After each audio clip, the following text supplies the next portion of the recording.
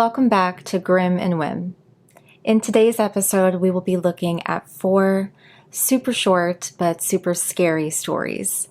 And without further ado, let's go ahead and dive into these creepy tales. Our first story is titled, There Is No Mirror in the Barber Shop. I went into a barber shop with no mirrors. This confused me as mirrors are important in barbershops so we can check out the end product of our haircut. When the barber finished cutting my hair, he asked me, "Would you like to check out your haircut?" To which I replied, "Yes, please." He then started to strangle me by using a chokehold called the guillotine choke. I then started to feel unconscious and I felt like I was floating in the air. I then witnessed myself sitting on the barber chair, with me being choked out. I was able to check out my haircut, which was fine. I must have been pretty close to death because my spirit was coming out of the body and I could see everything. Then the barber let go of the chokehold and my spirit, or soul, went right back into my body, and I turned around to the barber and said, "The haircut looks fine." The next story is titled, My Wife of 7 years Wore a Red Ribbon on Her Wrist. When I found out why, it shocked me to my core. I am 35 years old and a man, and I have a wonderful wife who is 32 years old. We have been married for 7 years and have 3 beautiful children that gave me shivers of excitement down my spine when they were born. My wife, Marianne, has suddenly been starting to wear a red ribbon around her wrist ever since our last date night, which was July 18th, 2023. I wonder sometimes why she wore it. The day I found out why she did was the day I almost hung myself out of confusion. "Honey, you're back from work," she said with a slight grin on her face, while tightening the ribbon around her wrist. "Hey, babe. The office was a bit crowded today, so my boss let me come home early." I replied as a disgusting stench drafted into my nostrils. I immediately gagged, wondering what the hell was that smell, and noticed it came from the direction of my wife. "Babe, what is that smell?" I say, pinching my nose in disgust. "Oh, nothing," she said a few moments later. I looked at the red ribbon and noticed it was a bit stained. So without warning, I just pulled it off. Beneath the ribbon was the most vile thing I have ever witnessed in my entire life. There, underneath the ribbon, was bits of torn flesh, rotting as maggots swarmed her hand. I instantly shrieked and ran out of the room, barfing in the bathroom. I am currently writing this post as she is banging on the bathroom door, begging me to open up. The next story is titled, I think my old bedtime story has a bit more of a sinister meaning. Every night my dad was in charge of putting me to bed. He would help me brush my teeth and then would tuck me into my nice warm bed. Then he would tell me a story. Every night it was the same story, the story of Bosco and Billy. I had lots of other books in my room, as my mother would read to me throughout the day, but Dad would never read any of those books. He would always tell me the same story. I always assumed that either the story had come from a book, but my father had told it so many times that he didn't need to read from the book anymore, or that it was a story he was told as a child. I always enjoyed the story of Bosco and Billy. I always found that it would help me go to sleep. Usually I would be almost asleep by the end of the story. I slowly learned all of the words to the story and would sometimes recite it along with my dad. For some reason, probably because I heard it every night for years, the story stuck with me, and even to this day, I still remember all of the words. The story, in its entirety, is as follows. Billy the bear was an ordinary bear with an ordinary life. But he had a small friend named Bosco, who got him into strife. Most of the time, Bosco would behave, but sometimes he acted out. Billy tried to keep him in line, but sometimes he would break out. Like one time, Bosco was hungry and decided he would steal food. Billy tried to stop him and explained to Bosco that stealing is rude. But Bosco didn't listen. He stole the food anyway and took it to his secret spot and hid it away. Bosco took the food to the large oak tree that was in the woods. Then he stuffed the food inside, and that's where he hid his goods. Billy never found the stolen food. It's still hidden there today. Bosco wishes that it was never found. He hopes and he prays. Billy is kind, and Bosco is a little bit silly. And that is the story of Bosco and Billy. Now, the story seems innocent enough, and I always thought it was a cute little story about two bears. But after recent events, I know now that it's a lot more sinister than it appears. My dad passed away a few years ago, and it took a toll on all of us, my mom especially. She began a little bit reclusive after my dad passed, and so I didn't see her as often because she shut herself off from others. I spent a long time trying to create a relationship with my mother again, and slowly over the course of a couple years, I did manage to reconnect with her. Things weren't as they once were, but she did invite me over once a week for a cup of coffee. During these hour-long visits, we would sit in the kitchen and talk about times gone by, about my childhood, and about my time at school, and about all of the good times we had together. The one subject that didn't come up, however, was my father. I think the pain was still too raw for my mom. On one of my weekly visits, though, I thought that I would try and mention my father, as I felt that it might do my mom some good to talk about him. I decided to mention the story that he would tell me every night. Do you remember that story Dad used to tell me before bed? The story of Billy and Bosco?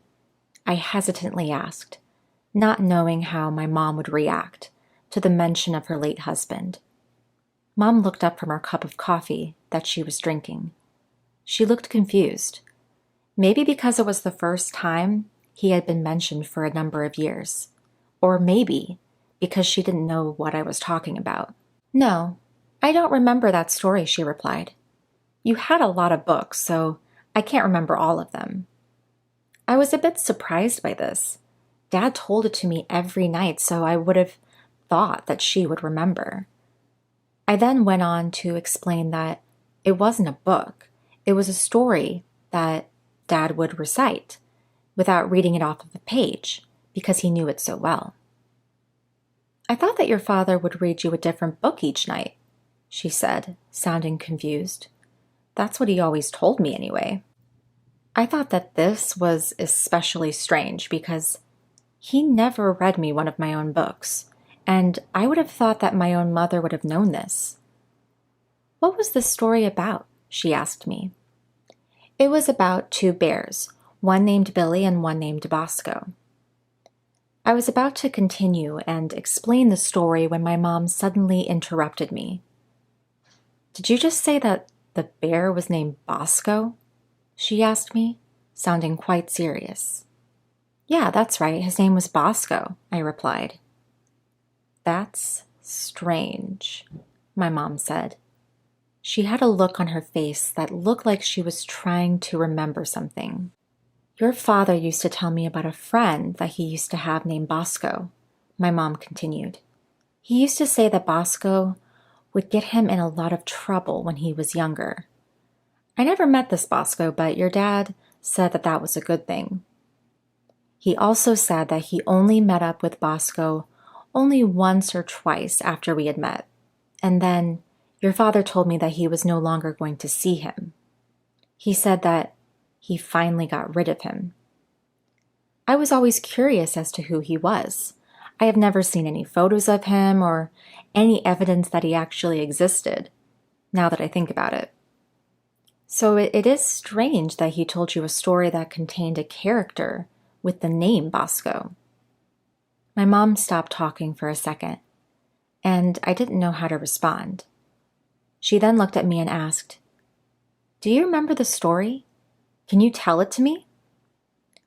I recited the entire story to her, and she listened the whole time without changing her expression. She took it all in and then asked, "An oak tree. Are you sure that Bosco hid the food in an old oak tree in the woods?" "Yeah, it was definitely an old oak tree. Why is that?" I asked her, sensing that something wasn't quite right. "It's just that on mine and your father's first date, he took me to an old oak tree that was inside the Shelton Woods, only a 10-minute drive from here," she responded. "He told me then that it was lucky for me that Bosco hadn't decided to interrupt their date." She then stopped talking and stared at the wall behind where I was sitting. "I think it's time for you to go now. I'm sorry," she told me, a hint of sadness in her voice. I thought that maybe it was for the best that I did leave, and I got up and gave her a small hug, which she didn't seem to notice. I collected my things and headed out the front door. I got into my car and began to drive home. On the way home, however, the thought of the old oak tree in Bosco began to fill my head. I couldn't escape these thoughts. I didn't know what it all meant, if it had meant anything at all. I don't know what compelled me, but I had to visit the Shelton Woods and find this oak tree. I turned my car around and headed in the direction of the woods. 15 minutes later, I found myself standing at the edge of the woods. I took a step forward and entered them. I didn't exactly know where this oak tree was, but I was determined to find it. I explored the woods for about 10 minutes before I saw it. Standing in front of me was a huge oak tree, its branches extending high up into the sky. I walked over to the base of the tree. A sense of fear started to overcome me.